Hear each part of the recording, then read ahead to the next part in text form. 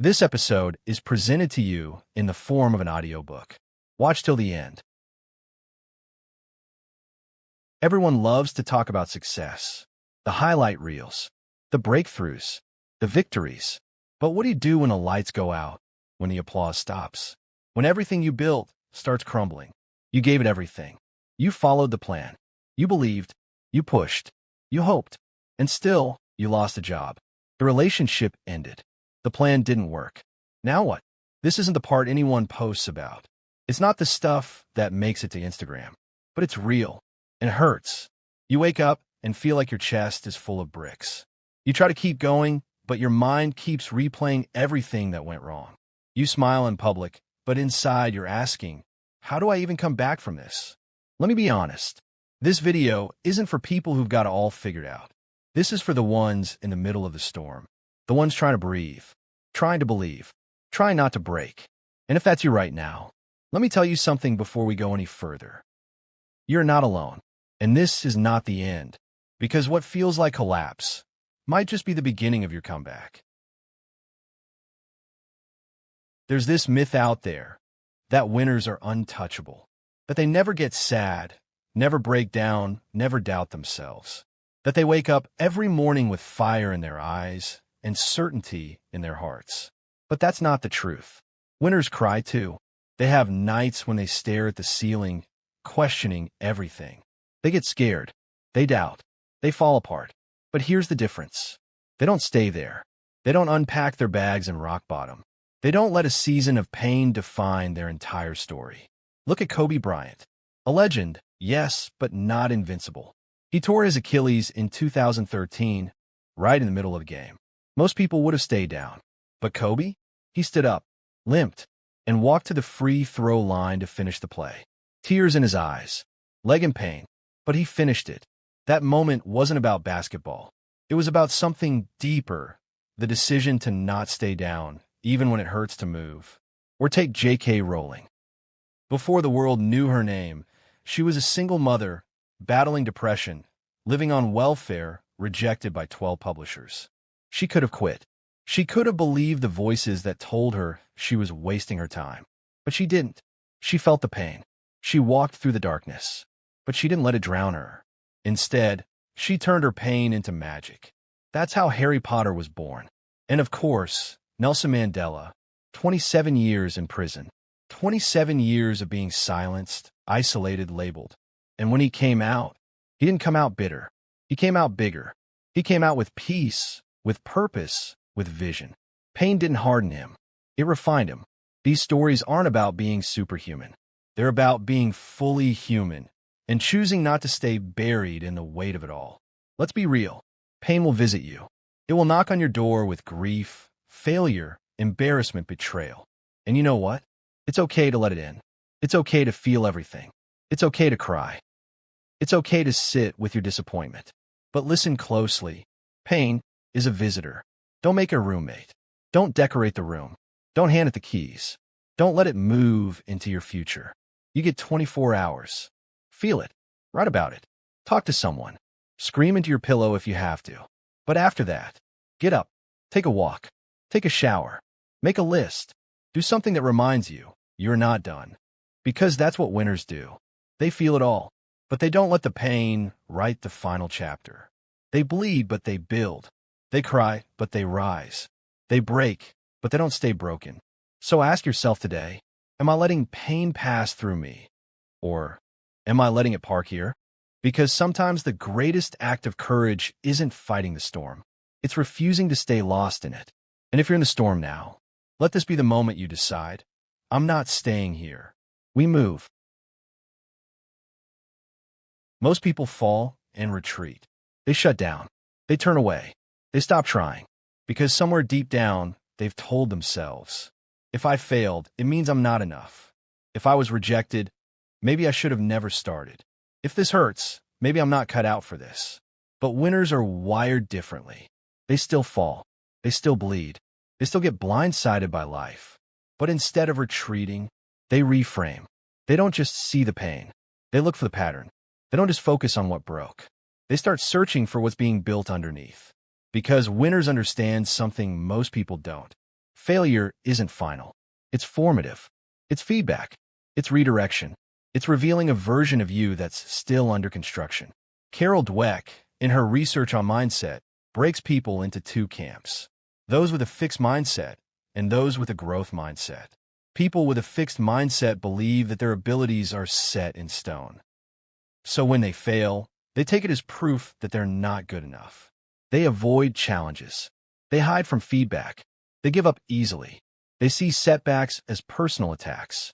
But people with a growth mindset believe something radically different. They believe that failure is part of the journey, that talents can be developed, that feedback is fuel, that hard things are where they become who they were meant to be. And that mindset, it changes everything. Winners don't look at failure and say, "I'm done." They ask, "What is life trying to teach me right now?" They don't let the breakdown define them. They use it to refine them. Think about it. How many stories have you heard where the lowest point became the turning point? Where rejection turned into redirection? Where breakdown became the birthplace of a breakthrough? There's a quote you've probably heard before: "The comeback is always stronger than the setback." But here's the secret nobody says out loud. That only happens if you choose to learn, if you choose to pay attention, if you choose to ask better questions instead of telling yourself bitter stories. So right now, if you're in the middle of something that hurts, don't waste the pain. Don't numb it. Don't run from it. Study it. Ask yourself, what is life trying to teach me? Where have I ignored warning signs? What strength is this pain trying to unlock in me? Write it down. Don't overthink it. Just grab a pen and write the first 3 things that come to mind. Because the truth is, perspective isn't automatic. It's a choice. It's a decision to rise above the emotion and see what's underneath the surface. Winners aren't stronger than you. They're just more curious. They've trained themselves to ask, what is this here to teach me? Instead of, why is this happening to me? And that simple shift, from victim to student, from broken to becoming, that's the turning point. So don't retreat. Reframe. Because when you change the story, you change your strength. And when you learn the lesson, you earn the comeback. Your next chapter is waiting, but it begins with the lens you choose to look through. When life falls apart, most people fall with it. They lose their rhythm. They stop showing up. They let the chaos outside destroy the structure inside. But winners? They do the opposite. When everything around them is uncertain, they create certainty, not in the world, but in their routines. They don't wait to feel better. They don't wait for the perfect moment. They build rituals right there in the rubble. Because sometimes a routine isn't just a routine. It becomes a kind of life support. A reminder that even when things are falling apart, you don't have to. Winners understand this. Motivation is unreliable. It's emotional. It fades. But structure? Structure saves you. Structure grounds you. Structure rebuilds you. It's the tiny actions done daily that pull you out of the darkest places. James Clear said it best in Atomic Habits. Every action you take is a vote for the type of person you wish to become. That means every time you get up and journal, every time you go for a 10-minute walk, every time you choose discipline over despair, you're casting a vote for your comeback. You don't need to overhaul your entire life in 1 week. You just need a few non-negotiable, a few anchors in the storm. So what do winners do? They wake up early, not because it's trendy, but because they know clarity comes before chaos. They move their body, not to impress anyone, but to remind themselves they're still alive, still capable, still here. They journal the vision, even if they don't believe it yet, because the act of writing your future trains your mind to leave the past. They talk to where they're going, not where they've been. And above all, they show up. Not perfectly, not always powerfully, but consistently, because deep down, they understand this truth. When everything falls apart, build again, brick by brick. Even if the hands that are building are still trembling. Even if the heart behind the work still aches. Even if no one sees it but you. Because consistency isn't about feeling strong. It's about being willing to rebuild while you're still healing. You see, anyone can work hard when life is good. But it's what you do in the ruins that defines who you really are. When the lights go out, when the phone stops ringing, When the energy disappears, do you sit in the rubble, or do you start stacking bricks? This is where most people wait. They wait to feel motivated. They wait to be rescued. They wait to be inspired. But winners? Winners create momentum because they've learned that the rebuild always starts with one thing. A habit, one push-up, one paragraph, one promise kept. Over time, those tiny acts become the foundation of something unshakable. So if life feels like it's breaking right now, don't panic. Don't shut down. Build. Start small. Stay steady. And remind yourself, you don't rebuild the whole life. You just start with the next brick. Because that's what winners do. Even when everything is burning, they keep laying bricks. Some people think success is about speed. How fast you rise. How quickly you bounce back. How rapidly you fix your life after it falls apart. But that's not what the data says. And that's not what real life shows. Angela Duckworth, in her groundbreaking research on grit, found something most people overlook. The most successful people are not the smartest. They're not the strongest. And they're definitely not the luckiest. They're just the ones who stay. The ones who keep walking, even when it's dark. Even when it's lonely. Even when the path doesn't make sense anymore. They may cry. They may doubt. They may feel like giving up every single day. But they don't. Because grit isn't about talent. It's about staying power. Staying when it's boring. Staying when it's painful. Staying when it feels like nothing is changing. Success rarely comes to the fastest. It comes to the most faithful. The ones who choose to keep going, not because they feel inspired, but because they made a decision. There will be days where you feel like quitting.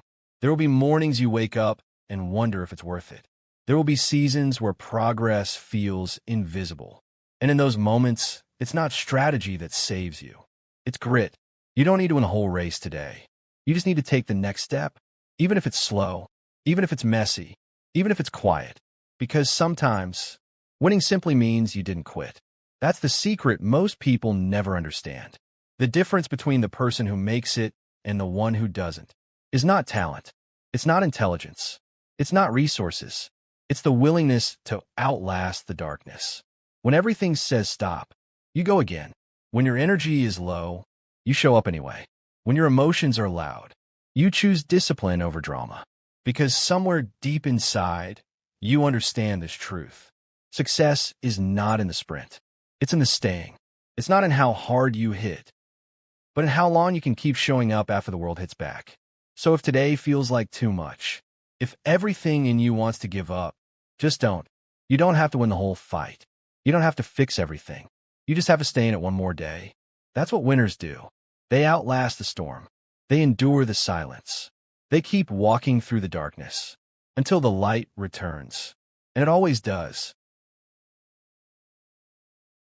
If you're watching this right now, and you're in the middle of your fall, if it feels like the weight is too much, if you've been breaking silently, wondering if anyone even notices, let me remind you, this is not how your story ends. Not like this. Not here. Not now. What you're walking through doesn't disqualify you. It prepares you. The struggle isn't proof that you're weak. It's proof that you're in the middle of building something stronger than before. The fall is real, but so is the rise. So here's the challenge. Pick one small thing today. Just one. A walk around the block. A 5-minute journal entry. A simple plan for tomorrow. And do it. Not like someone who's broken. Do it like a champion. Because that's who you're becoming. Not all at once, but brick by brick, day by day. You don't need to have it all figured out. You just need to take the next step. And if this met you where you are, like the video, share it with someone else who's fighting in silence. And subscribe. Because around here, we don't pretend life is easy. We just rise anyway. Your comeback has already begun. Let's walk it out together.